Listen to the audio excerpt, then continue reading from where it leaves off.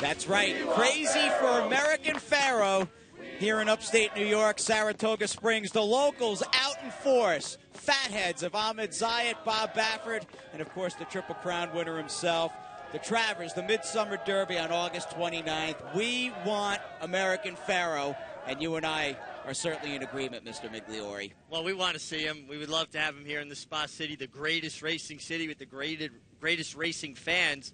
So the Pharoahans were out with their Pharoics, I guess. Yes, they were. They're trying in full to, force. And we're on Sports Center. We had ESPN Sports Center at the track all afternoon. They, in fact, had a special edition of Sports Center taped from the press box roof. I know Bill Parcells, a favorite son of Saratoga Springs, was on for a bit. And good to see the old town getting its due in the sun. There's no better place on earth than Saratoga Springs. And the first 2 days, the racing's been spectacular. The buzz has been there. The people are out and wagering and having a great time. It's just good to be here in Saratoga.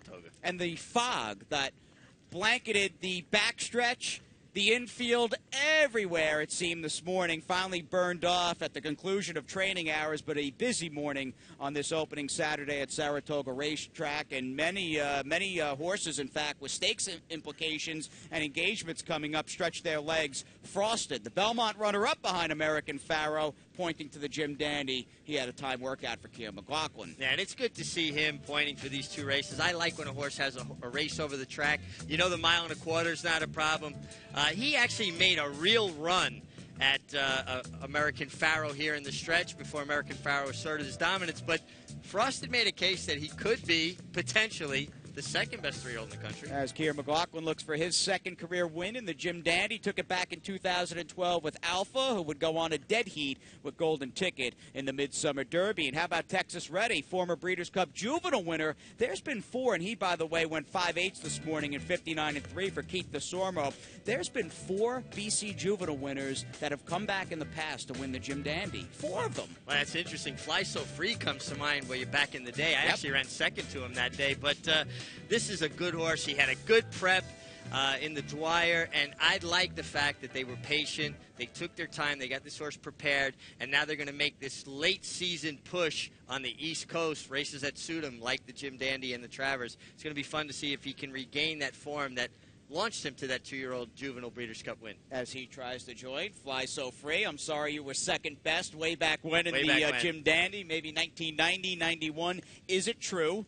Favorite trick in 98. I forgot about him. Yep, and Street Sets. Last to do it just a few years ago for Carl Nafsker. And he came back with that nose victory in the Travers, so you see it works. A race over the track here, never a bad thing to have. And it's been a long time between Whitney victories for the mighty Hall of Fame trainer Shug McGahee. Shug has got the Metropolitan winner, Honor Code, who will try to stretch his game off this impressive last-to-first win, electrifying victory in the NYRA.com Met Mile on August 8th of the Whitney Invitational. He does have an electrifying turn of foot.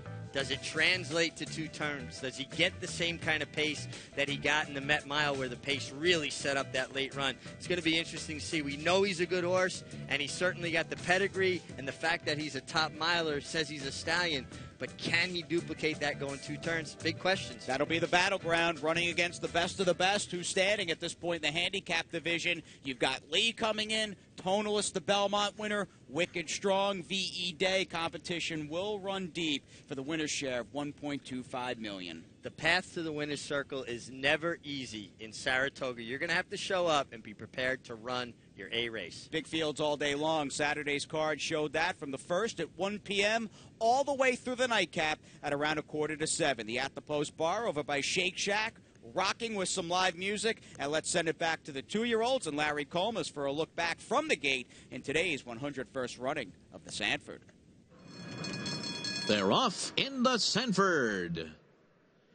And it's Magnolite who comes out running on the lead. Cocked and loaded, and he's coming in hot right there, too. No, he's coming in hot into second. Cocked and loaded is third. John Q. Public is fourth, and down on the inside, Percolator follows fifth and moves up outside of horses. Then it's Uncle Vinny, followed by Sunny Ridge. Awesome Slew to the inside. Twirling Cinnamon and Save the Drama is last of them all at 22 and 2 opening quarter mile for Magnolite and Jose Ortiz, and they're on top by a length.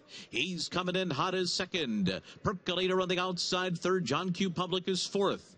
And then it's cocked and loaded, 4 lengths off the lead. Uncle Vinny's going up on the far outside. Awesome Slew, Twirling Cinnamon next, Sunny Ridge, and Save the Drama trails the field as they come to the top of the stretch. And Magnalite turns for home in front. Percolator to the outside, then he's coming in hot.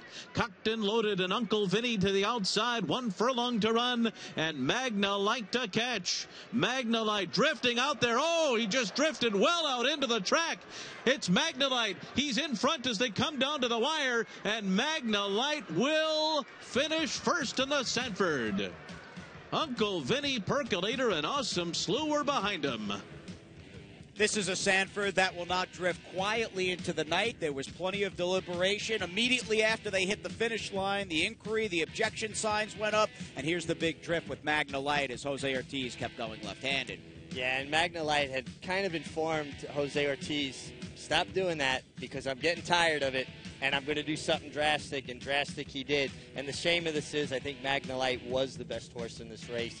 And I think if he had given him an opportunity to see the competition, he would have ran on. Now you see he's down on the rail, and he's going to go to the left-handed whip, and he's going to go to a rapid-fire left-handed whip. Now here, he gets after him, horse drifted a little. He's going to get after him again, whap, whap, and there he let him know, and then he veered.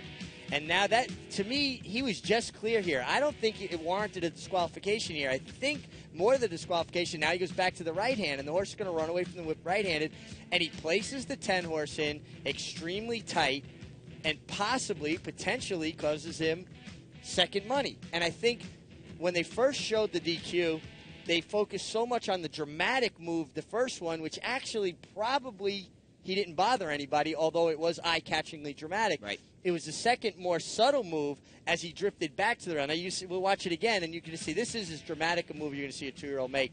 But again, he should have read the signals. You've got to be in tune with your horse and know that he's resenting something you're doing. This isn't the horse's fault, and it's a shame for the horse and the connections that he lost this victory. But now coming back over, putting these horses in close, and making the 10-horse steady just enough. Again, I could see people saying it shouldn't have come down. I can see people saying it should have come down. This is a very tough call. That dramatic move first certainly caught everybody's attention, but I think more it was the move late that warranted the DQ. And racing's a tough game, but the shame of it is, and maybe a cash with Uncle Vinny, a 2-year-old who most likely was third best on the outside. He's the one that gets up for second because Percolator has to steady and check off Magnalite, and he gets, because he was able to outfinish Percolator, he's the one that sort of backs into the Sanford victory. Yeah, he gets rewarded the victory. And again, it's a shame because I do think that Magnalite was the best horse. It's just one of those situations, and there was so much action going on. But again, that's up to the rider, and the rider's got to be in tune with his horse. And sometimes you don't make a horse run faster the whip. You make him run faster by allowing him to see competition, and a good horse will pick up with them. As it stands, the first ever graded stakes win for the freshman stallion Uncle Mo. Whether you agree with the call or not, Uncle Vinny went out for Starlight Racing. Todd Pletcher now has 6 career wins in the Sanford, and Hall of Famer John Velasquez aboard. In fact, Johnny V would come back along with a top crew of jockeys in today's first Grade 1 of the meet. This is the beginning of 17 Grade 1 stakes over the next 39 cards. It is the Diana as we go back up to Larry Colmus. Off in the Diana. And it's Kitten's Queen who goes out to lead them. Tepin is away second. And then it's My Miss Sophia to the outside, followed by Hard Not to Like, fourth early on and 6 lengths off the lead. It's Kitten Queen goes out there quickly. Lady Lara at the back of the field along with Waltzing Matilda and Stephanie's Kitten on the inside. Kitten's Queen up top. Kitten's Queen leading the way early on here through a 23 and 2 opening quarter mile. The lead is almost 2 lengths over Tepin in second. My Miss Sophia third, and it's a big gap. It's 7 lengths more back to Hard Not to Like. Lady Lara to the outside, followed by Waltzing Matilda. Stephanie's Kitten letting her stablemate set the pace here, and she's 15 lengths behind her up the backstretch. Kitten's Queen up top through a 47 1/2 mile, 3/4 of a length to the good of My Miss Sophia in second. Tepin follows in third, still that chasm back to Hard Not to Like in fourth. And then it's Lady Lara, Waltzing Matilda, and Stephanie's Kitten continues to be 15 lengths behind as the field races for the far turn. Kitten's Queen a half a length on top. My Miss Sophia second, 3/4 went in 110 flat. So the pace is picked up here. Tepin is a length and a half off the lead, and it's still 8 lengths more to the rest of the field. And they're into the stretch. Kitten's Queen, My Miss Sophia, and Tepin come into the final furlong of the Diana. 6 lengths ahead of Hard Not to Like, who's trying to close in late. It is Kitten's Queen. Tepin to the outside, comes at her, and closing fast is Hard Not to Like on the far outside. They're coming down to the line of the Diana, and it will be a photo finish between Tepin, a hard-charging, Hard Not to Like. 45-1 for the 9 furlong distance in today's Grade 1 $500,000 Diana. And there you go, a new course record as this mare, daughter of Hardspun, up late beneath Hall of Famer John Velasquez. How about the speed horses, though? Mainly the Rabbit in here, Mig, Kitten's Queen, and the runner-up Tepin. They both ran outrageously well. They really did. And I thought Julian Peru did a great job of backing off the pace a bit down the backstretch when he could have got more swept up in it. But Kitten's Queen, she didn't know she was in there to be a rabbit. She was trying to win it, and she almost did. But how about the ride and the finish from Hard Not to Like? And this is another thing. We always talk about your best trainers, their horses continually get better. Christophe Clement with the 6-year-old mare gets her Grade 1 victory. Congratulations to them. And we also have a tipping of the cap to her former trainer, Michael Matz, who kept Hard Not to Like around for so very long. But John Velasquez, nobody does it quite like Johnny V, and he was alongside the MiG after getting off Hard Not to Like. Johnny, you were far back on Hard Not to Like. Obviously, the Rabbit was in there for Stephanie's Kitten, a horse that you've been riding. But this filly, she paid you back. Big finish. Oh, she did. She was awesome. I mean, I think I waited a little too long. I mean, I saw the 3 horses going to the lead, and they were fighting head and head. And I was like, you know what? I better, wait a little longer. And expecting the Stephanie's Kitten is going to run a little bit out me. And by the 5:16 post, like, man, I better pay attention to the 3 horses in front because they don't seem like it's stopping. And when I got to run to the 8 post, like, oh my God, I may not even get there. But she had a nice kick and got right on the money. Well, it took a track record-setting performance to get it done. This is your 4th win of the meet and your 4th win in the Diana. You seem to really, really get up for Saratoga. Riding nice horses, that's what counts. You ride a lot of good horses, you get the confidence, you start to thinking, what to expect, and hopefully the horses help you to do what you need to do. I think I overdid it here. I still won it, but I still overdid it. But then again, you plan really well. You hope that the horses respond for that, and, riding good horses helps. Well, you were taken down on this filly at Tampa Bay. You got put up the race before in the Sanford on Uncle Vinny.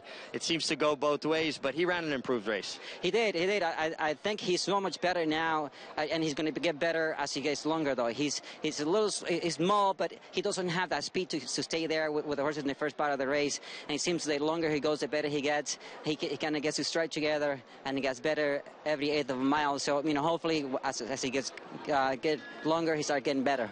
As good as you're riding, you think they've ever put anybody in the Hall of Fame twice? Thank you. I don't know about that. Congratulations. Thank you very much.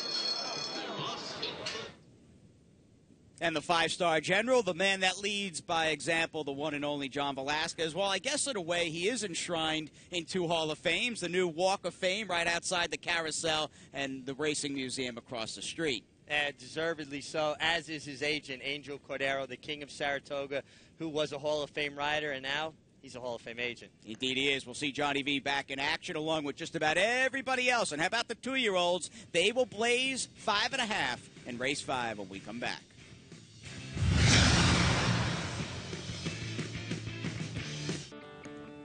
Back here, this is Saratoga Race Course. No finer place to be throughout late July and the month of August. 38 cards in front of us. Let's get you back to race number 5, 2nd division of the 2-year-olds, 5.5 furlongs. And here's Larry Colmus. They're off. And it's Silvertown firing out for the front. Condominium 2 and Deep in a Dream from the inside. Right behind them, Saratoga Mischief gets into it early on. And then it's back to Greenpoint Crusader. Showbound is next. Crosstown Route to the outside. And Voodoo Wave and Hornerman are at the back of the field early. And they move into the far turn with Deep in a Dream in front. 3/4 of a length over Condominium in second. To the outside, it's Saratoga Mischief at 22 and 1 opening quarter mile. Then comes Showbound, Greenpoint Crusader to the outside. As they round the far turn and moving up on the far outside is Silvertown. They're coming toward the top of the stretch. And Deep in a Dream turns for home in front. Saratoga Mischief on the outside second. Silvertown and Greenpoint Crusader there. And on the inside comes Showbound. As they come into the final furlong, it is Saratoga Mischief in front. And then it's Showbound on the inside. Deep in a Dream, Greenpoint Crusader and Silvertown coming down to the line. Saratoga Mischief by a neck over Greenpoint Crusader. Well, I guess the demise of Todd Pletcher's stable greatly exaggerated here. Yesterday, a couple of 2-year-olds on opening day did not run well for the Pletcher juggernaut, but this colt by Into Mischief did. Ran really well, as did the runner-up, Greenpoint Crusader. I think these are two horses with a future, and I liked what I saw from both of them. Greenpoint Crusader, especially getting out from behind horses, finishing with a flourish. When do you ever get 6-1 on a Todd Pletcher first? Everybody jumped off the Pletcher bandwagon. One day? Yeah, one day. Pair of babies. Anna House was even money. She was up the track, and Positively Royal was 6-5 or so in the Schuylerville. She was up the track. There you go. The proof's in the pudding. 6-1. It's an easy game sometimes, isn't it?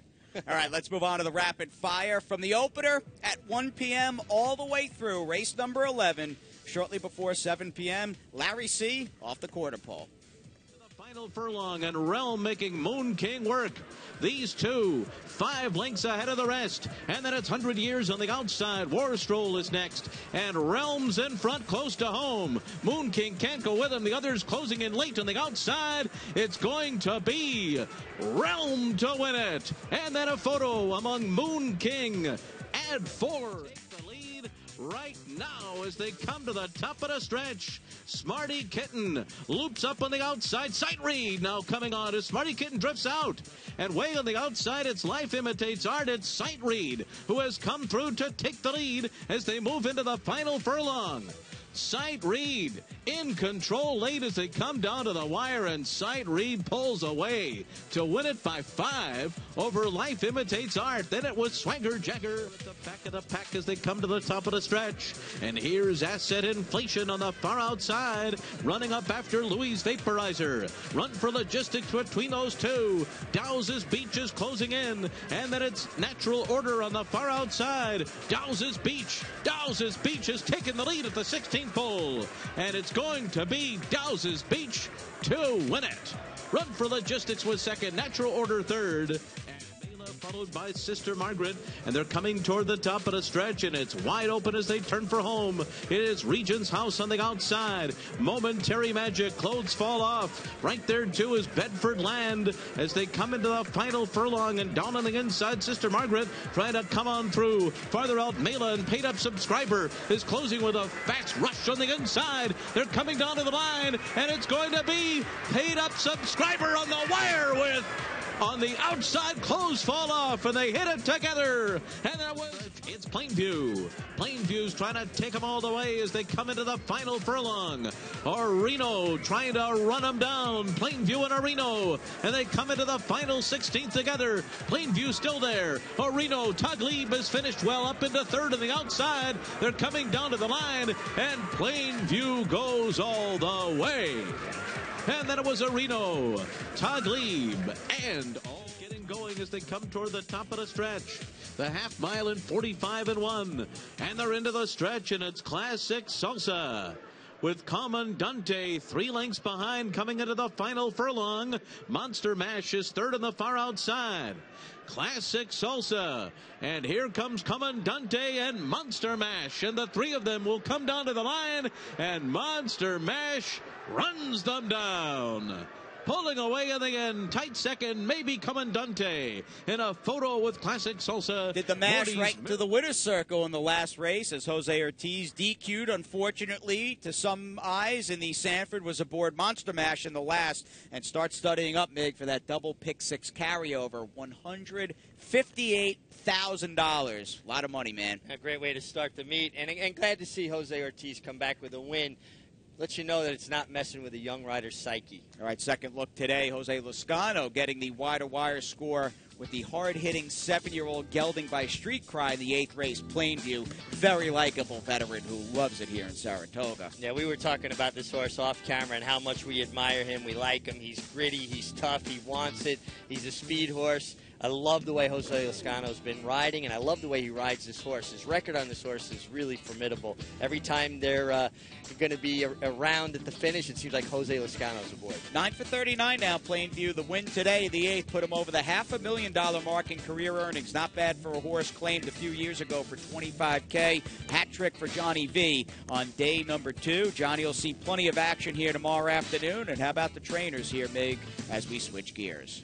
Well, we kind of anticipated this. It was going to be a lot of big names at the top there. And we got a 4-way tie on the lead. Bill Mott, Chad Brown, Christophe Clement, Todd Fletcher. A pretty formidable quartet there. Yeah, it's a pretty solid list. Pretty nice super box. Couple claims out of the nightcap. 3-way shake on Classic Salsa. He went to Danny Gargan, who engineered a pretty big upset earlier today with Hey Bro. Maybe a trainer that flies under the radar to keep an eye on as we have the Faro fans out. We'll come back, a little Sunday preview. Coaching Club American Oaks. We'll break it down right here on Saratoga Insider.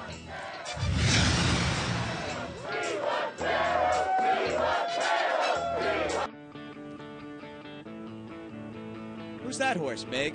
Well, he's enjoying summer camp, too. That's They're right. up here at summer camp for adults. Great views, windows, some open stalls for our equine friends on the backstretch here on the main track at the Old Spa. Training will commence on day number 3 at 5:30 a.m. and we'll be sweet dreaming of that double pick 6 carryover and maybe a little score in that Sunday and Monday $40 buy-in low roller contest. My kind of contest, $40, good day of action at the Spa. You can't beat it. A lot of action for $40, right? Yeah, that's right, man.